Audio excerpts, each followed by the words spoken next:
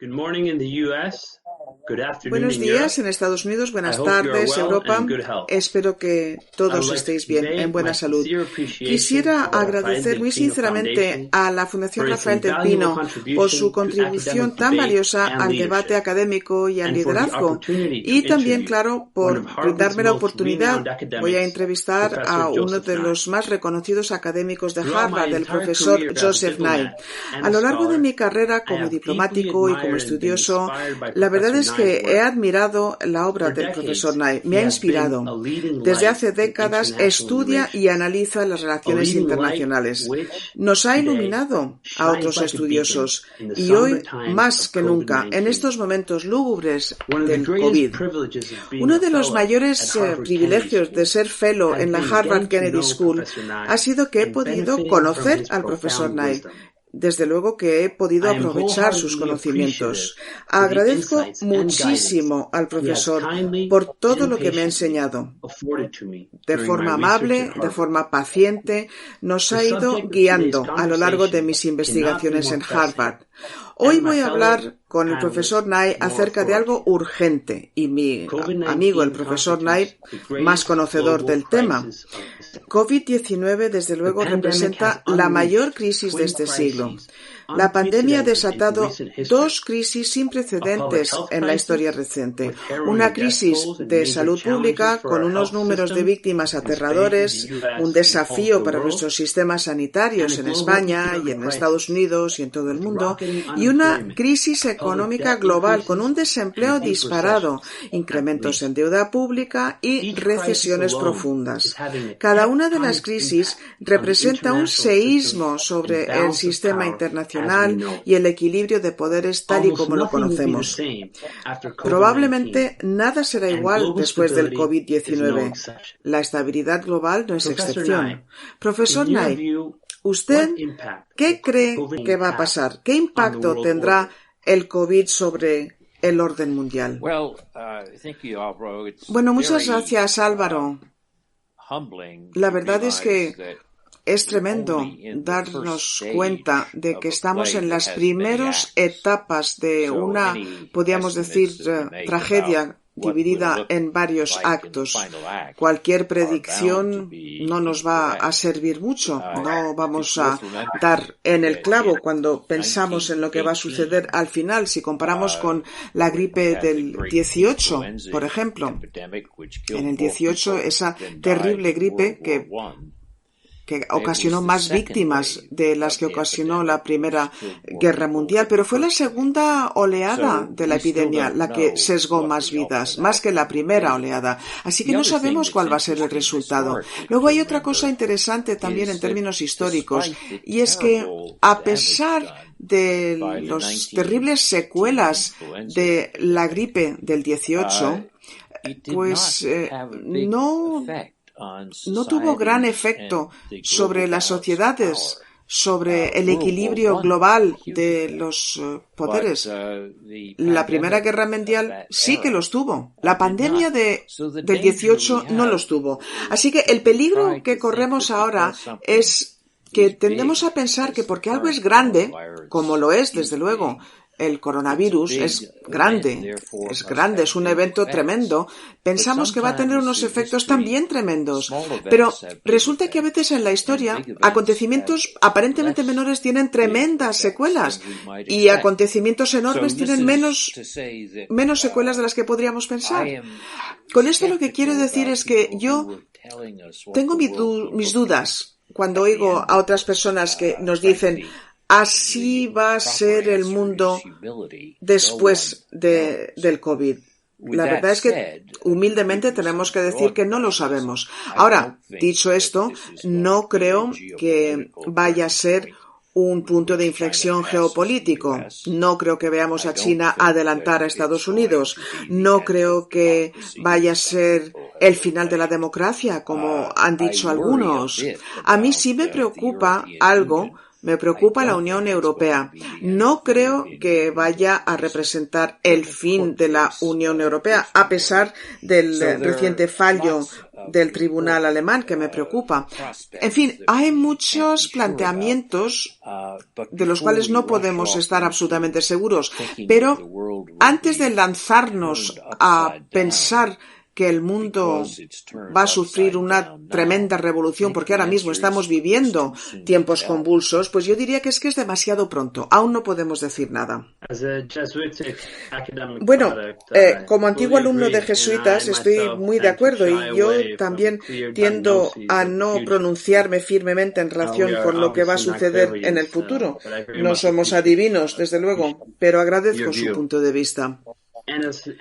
Y como diplomático de carrera de España y desde luego adepto de la integración europea, lo que voy a decir ahora no va a sorprender a nadie, puesto que hace referencia a la respuesta de la Unión Europea ante el COVID.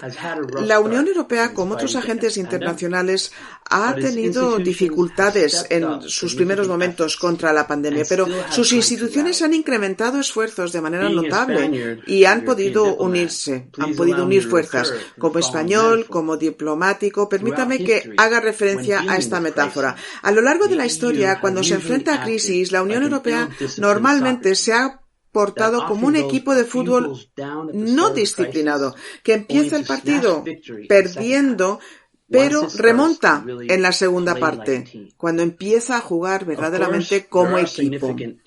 Por supuesto que hay limitaciones intrínsecas que limitan la capacidad para una respuesta común. La Unión Europea tiene una autoridad legal limitada en salud pública y solamente puede suplementar las acciones de los Estados miembros. Y esto ha impedido una respuesta rápida, amplia, a un desafío implacable que no ofrece ni plazo de respiro ni clemencia para estas decisiones tardías. Igual que ha pasado en otros momentos críticos, la Unión Europea se ve atrapada.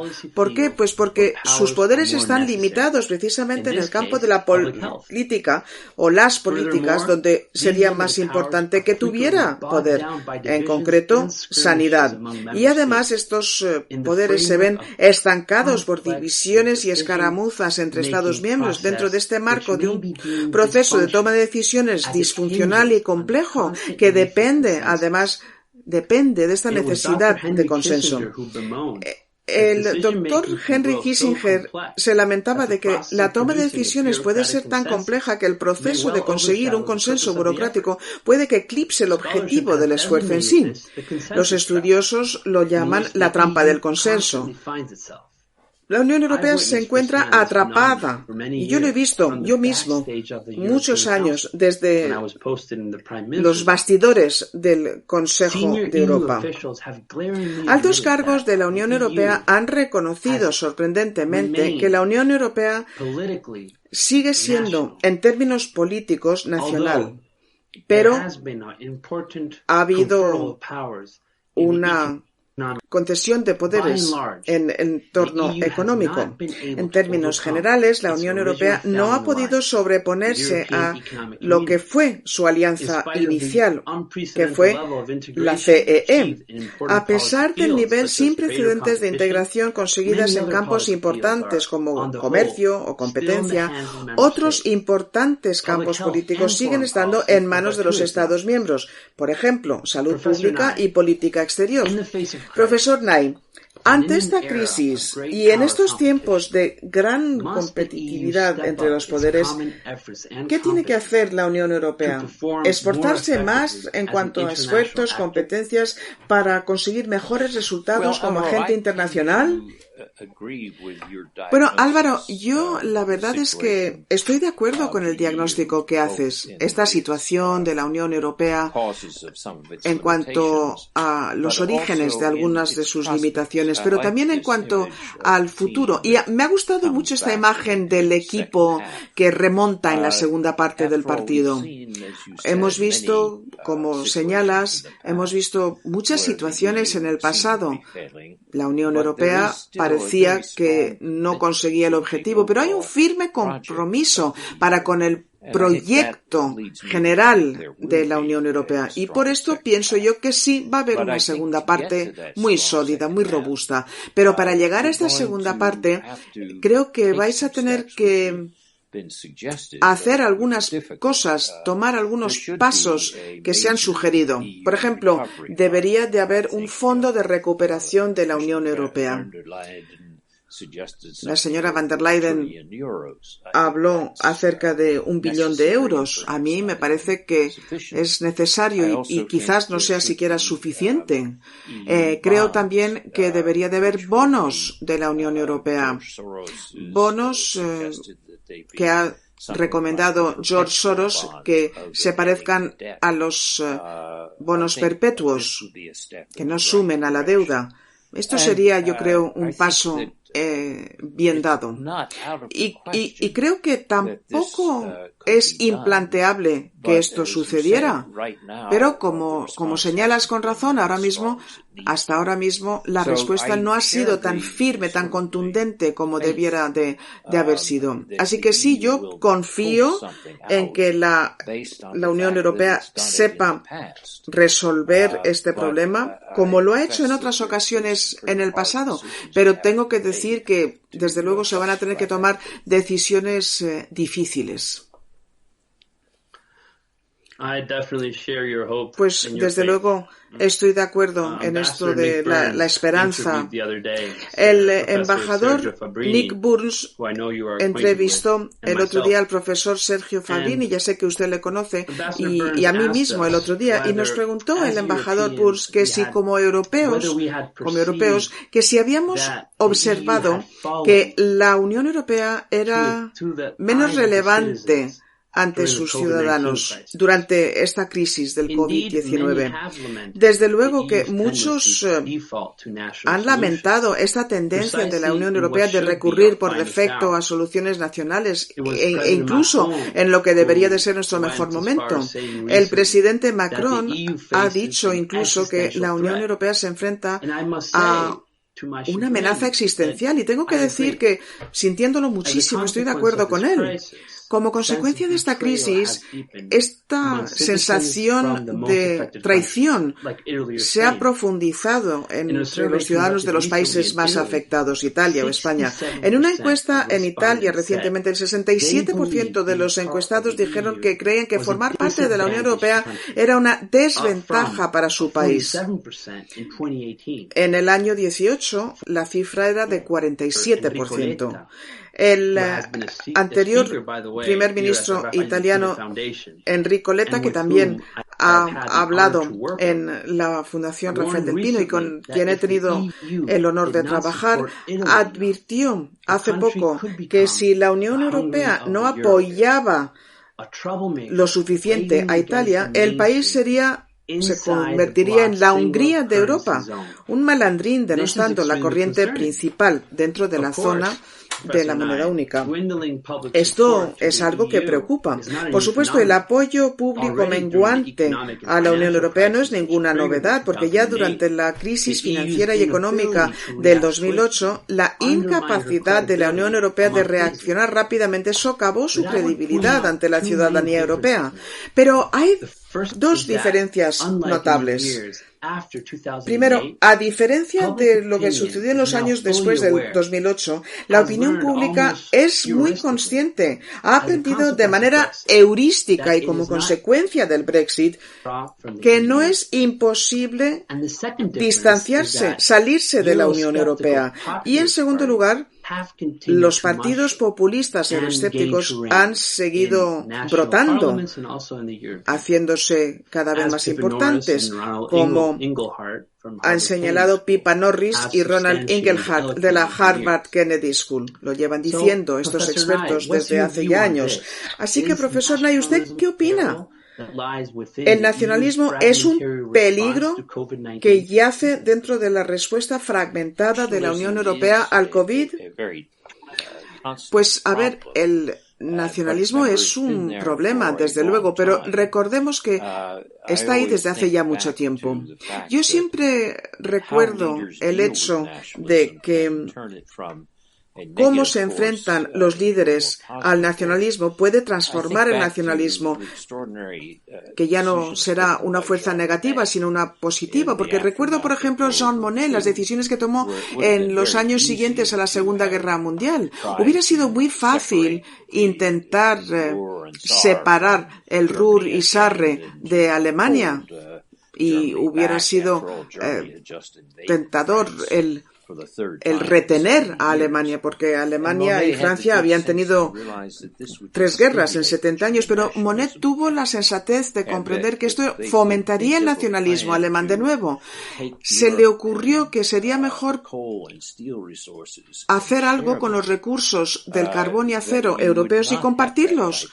Ese fue el plan que se le ocurrió para evitar que brotara ese tipo de nacionalismo. Y es de hecho lo que sucedió. El nacionalismo alemán, según ha ido desarrollándose en el periodo posterior a la Segunda Guerra Mundial, se identificó con Europa. Cualquier político que quisiera representar a una Alemania fuerte tendría que ser también europeo. Y en este sentido, lo que deberíamos estar buscando ahora es a líderes que no le dan la espalda al nacionalismo, porque todos los países tienen sensaciones y emociones nacionales. Son los dirigentes que saben canalizar este nacionalismo en el sentido positivo. Escribí un libro que se llama Do Morals Matter? ¿Importa la moral? Y planteo esta pregunta. Planteo, ¿qué podemos decir acerca de el America First del presidente Trump? La respuesta es que todos tenemos que decir que los intereses de nuestro país son los más importantes. Macron tiene que decir Francia primero. La diferencia no es si el líder electo para ser fideicomiso del pueblo, que diga este líder que va a defender los intereses de su país como más importantes. Es la definición de los intereses. Aquí viene el ángulo moral y aquí es donde los grandes líderes dicen, sí, voy a defender los mejores intereses de mi país, pero tengo que contextualizarlo, tengo que incluir los intereses ajenos. En caso de Estados Unidos, después de la Segunda Guerra Mundial, esto se materializó en el Plan Marshall, que fue muy bueno para los americanos, pero fue también muy bueno para los europeos. Esto quiere decir que hoy día, y volviendo al ejemplo de Jean Monnet, pero también Adenauer, de Gaspari,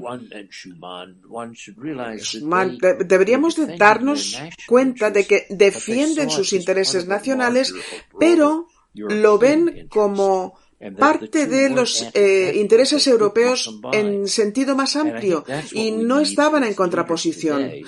Esto es lo que yo creo, que necesitamos líderes hoy que digan, sí, esto es una crisis tremenda, tenemos que defender los intereses de nuestros electores. Pero la mejor forma de hacerlo es no oponiéndonos a Europa, no, es fortaleciendo a Europa, definiendo nuestros intereses en este sentido más amplio, como parte de Europa. Esto es lo que yo busco, cuando hablo acerca de que tengo este planteamiento esperanzado. Muchas gracias, profesor. Permítame que profundice un poco más en este campo. En otras crisis a lo largo de la historia, COVID-19 ha desatado, como bien señala, en sus momentos iniciales, fuerzas nacionales y reacciones introspectivas. Estoy de acuerdo en que esto es comprensible. Lo mismo que es una metáfora, ¿no? Pero es una que utiliza Nicholas Burns. Cuando la cabina de la aeronave se despresuriza, las instrucciones son de ponerse uno primero la mascarilla antes de ayudar a los que están al lado a ponerse su mascarilla. El Estado-Nación sigue siendo agente esencial en la sociedad internacional y dentro del derecho internacional público.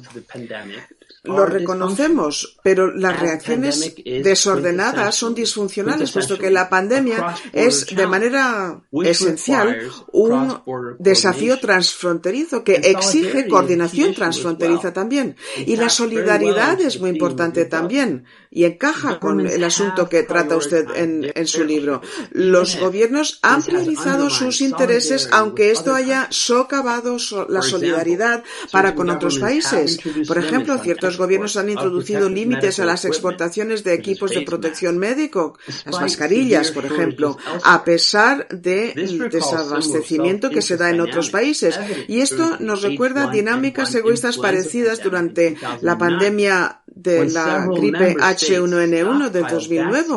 Algunos países acapararon vacunas y antivirales y se negaron a compartirlos con otros países.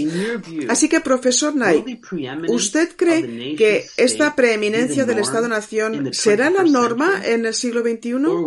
¿O piensa que algún día seremos testigos de acción internacional concertada y efectiva para plantear los desafíos globales?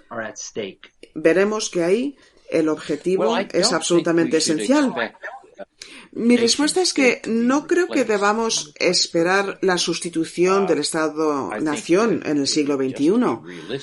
Vamos a ser realistas y vamos a recordar que las personas tienen este sentido de identidad nacional y no se va a ver muy afectado. Pero a lo mejor esta no es la mejor forma de plantearlo.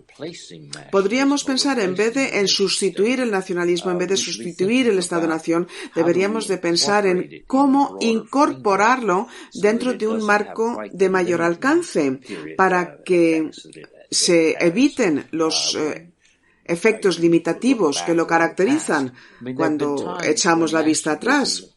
Ha habido tiempos en los que el nacionalismo ha apoyado a la democracia. Ha sido una fuerza positiva, pero ha habido otras instancias en las que el nacionalismo ha sido muy pernicioso para la democracia.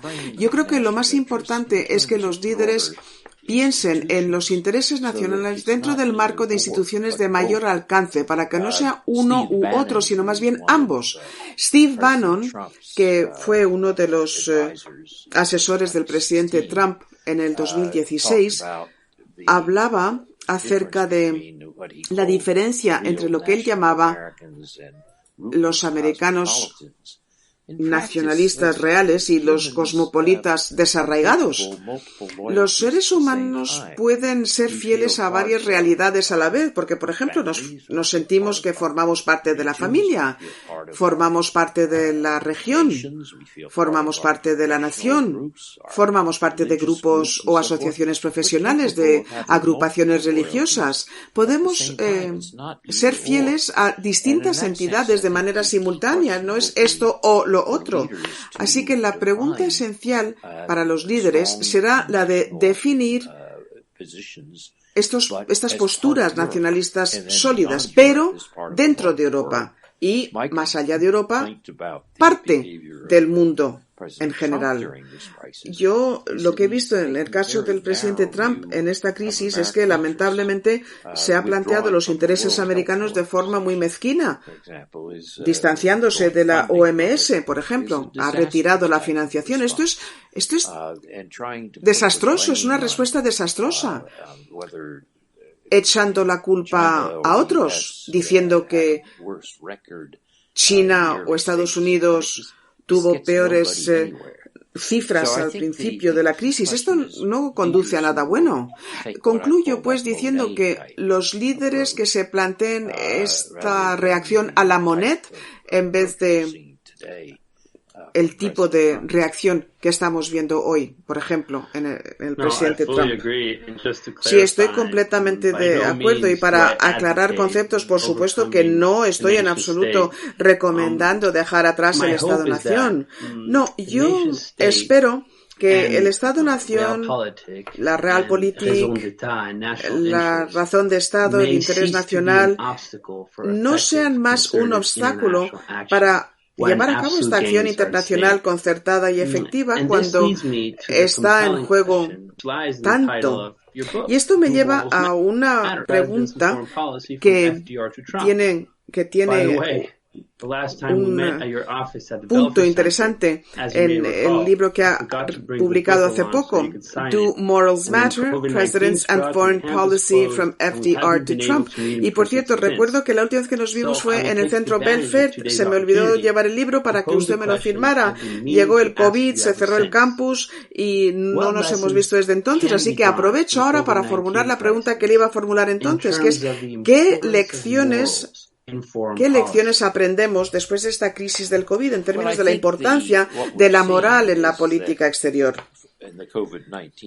Pues yo diría, Álvaro, que lo que estamos viendo es que ante grandes temores las personas son más introspectivas y esto es natural, pero no tienen que quedarse ahí.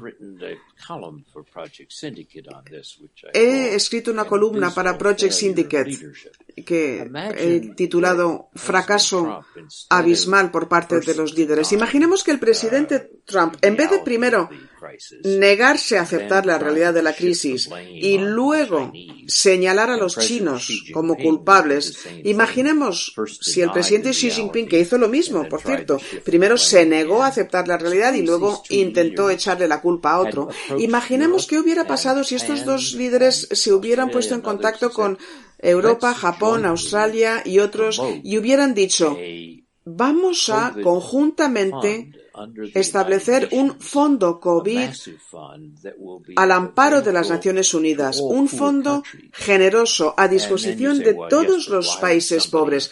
A lo mejor alguien diría, bueno, sí, pero ¿por qué?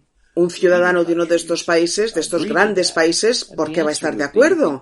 Bueno, pues la respuesta sería porque es bueno para nosotros y además es humanitario a la vez. Si el virus COVID, si el coronavirus, si no se resuelve el problema del COVID en la parte más pobre de la Tierra, el sur, y se convierte en un reservorio, y este reservorio da lugar al avance del virus hacia el norte todos los años, no es algo que sea bueno para nosotros ni para ellos. Si los líderes hubieran, en vez de intentado echarle la culpa a los demás, si hubieran dicho, vamos a reunirnos, por ejemplo, no lo sé, el G20 o el Consejo de Seguridad, y hubieran comprometido grandes cantidades para que los países más pobres pudieran enfrentarse al COVID, sería mejor para todos nosotros. Ahí estaríamos definiendo el interés nacional, pero con un contenido moral de mayor alcance. Por supuesto que es interesante para nosotros, es bueno para nosotros. Así se lo vendes a tu opinión pública. Pero además añades, es un interés nacional de mayor alcance. Me ha interesado ver que Kissinger también ha escrito en el Wall Street Journal hace unos días y defendía que efectivamente necesitamos algo parecido al Plan Marshall. A mí me parece que queda patente como si estos líderes hubieran estado a la altura, si hubieran podido conseguir grandes cambios en la política internacional. Yo creo que ese tren se ha ido, pero si hay más oleadas del virus, pues quizás la oportunidad vuelva a surgir. Pues confiemos en que los líderes del mundo le hagan caso, desde luego. Hay otro asunto fundamental que yo quisiera comentar y es el del diálogo transatlántico. Ya sabe que este ha sido el asunto principal en mis actividades en Harvard, en mi investigación en Harvard. No se ha celebrado una cumbre Estados Unidos-Europa desde el año 14. Durante la crisis del COVID-19, la prohibición de viajar en Estados Unidos que impedía el viajar a Europa se tomaron sin consultar con la Unión Europea y no gustó a Bruselas. Vamos a recordar lo que decían Simon y Garfunkel allá por el año 70. Estas aguas turbulentas del Atlántico, ¿tenemos un puente por encima de ellas? ¿Qué diría, profesor?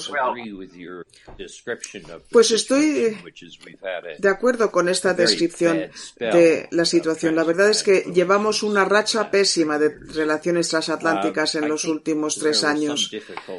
¿Ha habido alguna dificultad en la relación antes de la elección que llevó al presidente Trump al poder?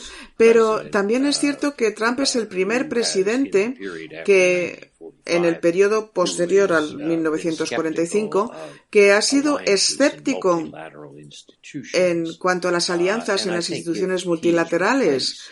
Y yo creo que si hubiera otro presidente en noviembre, pues esto sería un futurible, ¿no? Podríamos empezar a pensar en un puente, y si no, pues nos vamos a quedar solo con las aguas turbulentas.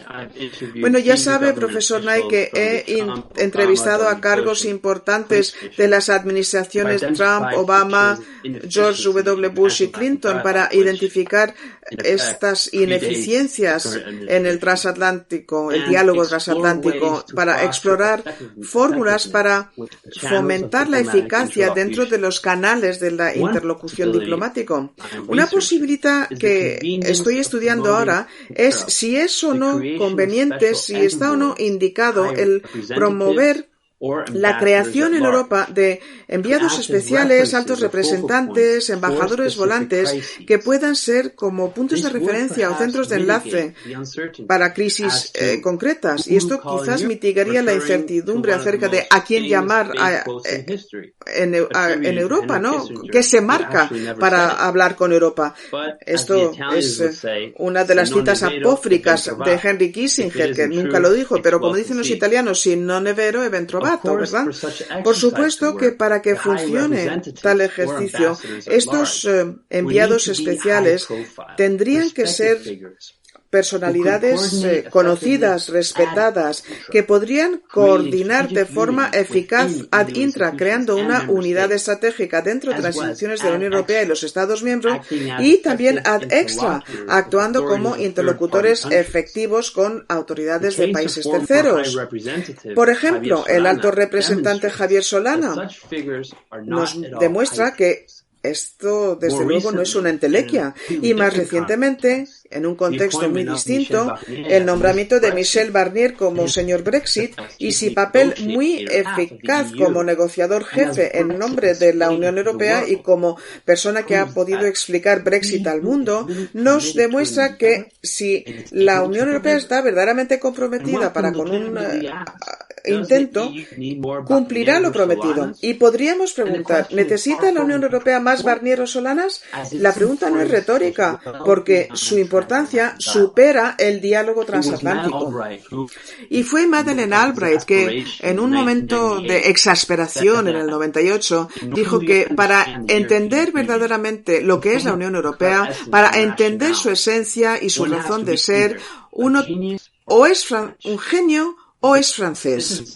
Claro que es una exageración, pero cuando el río suena, Estados Unidos tiene dificultades entendiendo el funcionamiento y la complejidad de la Unión Europea como agente internacional en el campo de la gestión de crisis, pero podríamos dar por supuesto que otros grandes poderes como China o Japón, 2 ejemplos, podrían enfrentarse a similares dificultades. Brevemente, la Unión Europea se enfrente, creo yo, a una prueba de credibilidad, no solamente ante Estados Unidos, sino ante el resto del mundo también. Así que, profesor, ¿hasta qué punto cree usted que la mediación y un liderazgo personal eficaz, cómo afectan la gestión de la crisis internacional? ¿El resultado está predestinado o afectan verdaderamente las personas a los acontecimientos?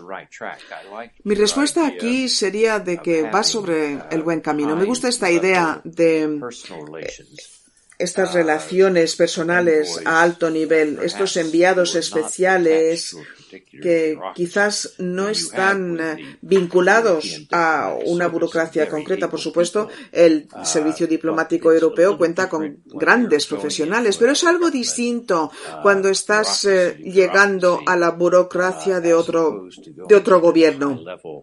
en vez de cuando se está hablando a alto nivel y sabes que la persona con quien estás hablando tiene acceso directo al primer ministro o al canciller. Esto es importante porque estas personas pueden hacer llegar mensajes de una forma que no necesariamente se consigue cuando se utilizan las vías burocráticas tradicionales. Así que, como sugiere usted, este añadido al servicio diplomático, gracias a estos enviados especiales, es interesante. La verdad es que fue impresionante ver todo lo que consiguió Javier Solana, pero claro, esto se debe a la personalidad del embajador.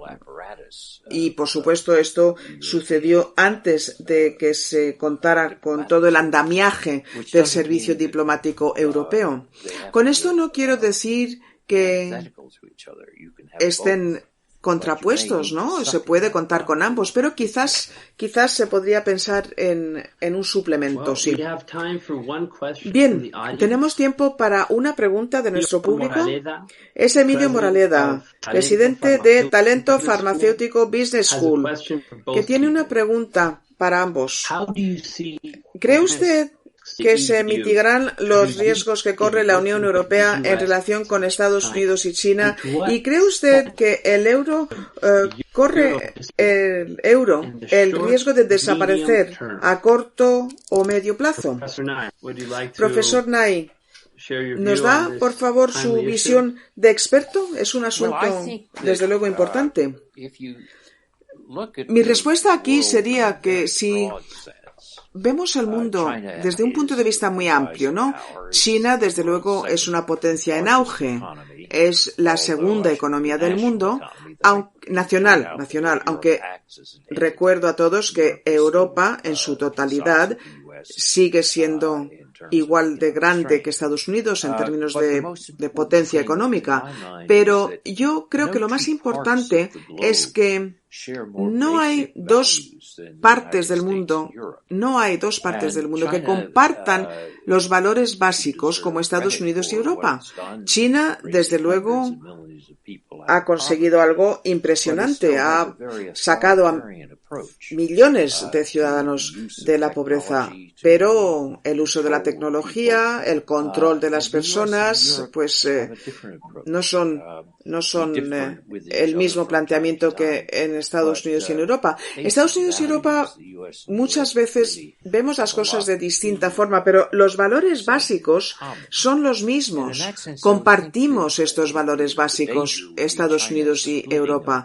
El peligro quizás sería que China intentara separar a Europa de Estados Unidos en función de estas ideas. Yo creo que los europeos lo ven y lo comprenden y saben que hay mucho en juego y por eso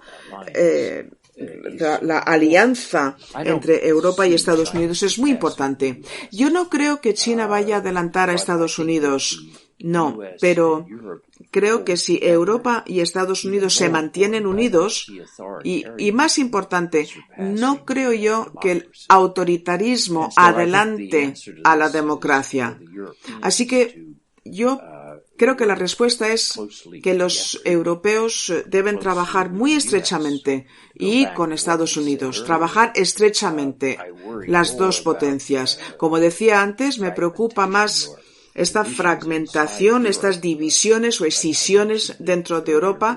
He hecho referencia antes a este fallo alemán, ¿verdad? Distinto al fallo del Tribunal de Justicia Europea. Esto me preocupa más, francamente, que la potencia china, porque si los europeos se mantienen unidos y si los Estados Unidos y Europa se mantienen unidos, yo creo que sí, se puede ser optimista pensando en el futuro. Bueno, el maestro ha hablado, poco puedo añadir. Yo estoy poco dispuesto a ver estas variaciones de poder de este planteamiento de suma cero, puesto que hay pérdidas absolutas en términos de poder duro y blando. Yo creo que todos nos vamos a ver debilitados como resultado del COVID-19. Y aunque China tiene cierta ventaja, ¿verdad?, de su recuperación, porque aparentemente ha sabido contener al virus de forma relativamente rápida, aunque por supuesto las cifras no están claras, su poder blando se ha visto comprometido, como sabemos, porque fue el origen de la pandemia. Esto lo repite el presidente Trump machaconamente. Y ha habido polémica tanto dentro de China como fuera en relación con la censura por parte de las autoridades chinas. En cuanto al euro, desde luego que no soy adivino, pero vista mi experiencia en el gabinete del primer ministro de España, durante pasadas crisis económicas y financieras, yo sí creo que el euro va a pervivir. Por supuesto, harán falta acciones y reformas que se llevarán a cabo en distintos campos de la política. Jean Monnet ya dijo que Europa se forja gracias a las crisis. El Banco Central Europeo tiene mucha pólvora y hay distintos fondos. Por supuesto, el fallo de la semana pasada por el Tribunal Constitucional alemán es inquietante, pero no tanto desde el punto de vista de la política fiscal o monetaria, sino más bien en términos políticos y legales, puesto que el Tribunal de Justicia Europeo, máxima autoridad judicial de la Unión Europea, aparentemente ha sido retado por un tribunal de un Estado miembro. Yo he trabajado con AINCO en este campo y podríamos celebrar un seminario sobre este asunto, pero brevemente puedo decir que la Unión se enfrenta a un momento crítico como entidad legal, no tanto como entidad económica. Profesor Nay, ¿quiere usted añadir alguna cosa? Porque, por supuesto, cierra usted esta sesión. Pues yo creo que podemos volver al principio de nuestra conversación y decir que hay tanto que no sabemos acerca del virus en este momento, hay tanto que no sabemos acerca de la duración o el alcance de la disrupción económica. Yo creo que tenemos que ir con pies de plomo cuando pensamos en el futuro. Tenemos que ser humildes. Y desde luego, yo estoy seguro de que Europa sabrá mantenerse unida y yo estoy seguro de que la relación transatlántica será sólida. Tenemos que ser muy discretos, no sabemos lo que va a pasar. Por supuesto que nos unen hechos históricos, compartimos valores y podemos ser optimistas. Bueno, pues yo he aprendido en Harvard que es importante gestionar eficazmente el tiempo, así que tenemos que poner fin a esta conversación. Muchísimas gracias a la Fundación Rafael del Pino. Gracias, Vicente, por esta oportunidad. Y muchísimas gracias, profesor Nay. Muchísimas gracias por las valiosísimas aportaciones.